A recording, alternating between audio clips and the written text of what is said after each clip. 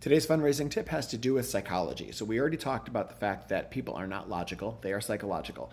We have to get this out of our head that people make decisions based on logic. Almost nobody does. Facts matter, but they're not the driving thing for how people make decisions. It is like how we feel, it is like the most recent thing we saw, what are our friends doing. All of this stuff is impacting decisions, including donating, including whether they're signing your petition, volunteering, any of the calls to action that you're putting out there. You need to make sure you're thinking about human psychology. So, today's tip. We need to stop thinking in the deficit model. The deficit model is a well-known way of understanding how people process information.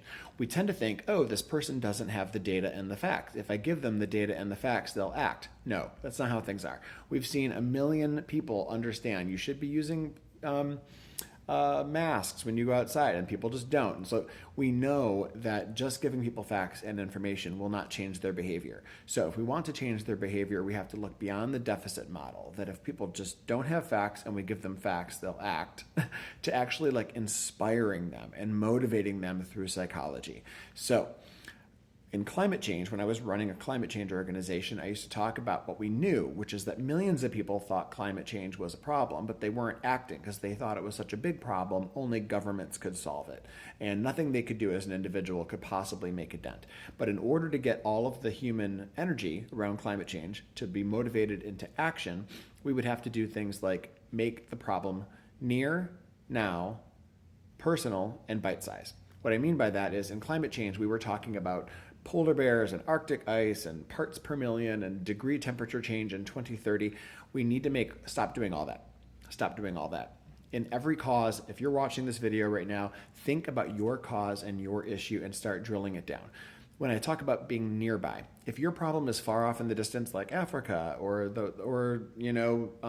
Asia or the ice sheets somewhere, you're going to find less interest in acting. Try to find some way to make your issue local, nearby, personally impacting people.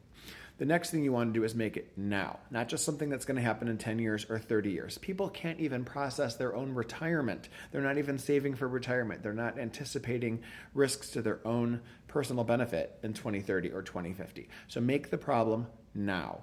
Then the third thing is make it bite-sized. So we saw that people don't think they can impact climate change necessarily, but they can buy or use paper straws. They can make the problem much smaller. Not that paper straws are going to solve climate change, but people will take action if they think it's a small action that doesn't inconvenience them.